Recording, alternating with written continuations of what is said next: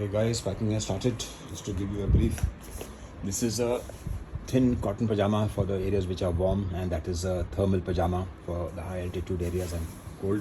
One spare cargo pant, and that's a cotton jacket for areas like Delhi and all, where it will still be warm when we reach. Thermal wear inner and outer.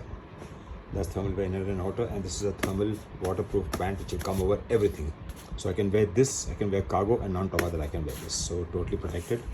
This has 6 shirts which I wear full sleeve, 6 vests, 6 undies and socks, and 3 hankies.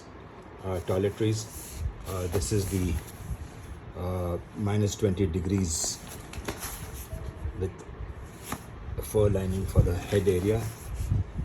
Mishme taken boots, and of course that's the snow chains, snow cables.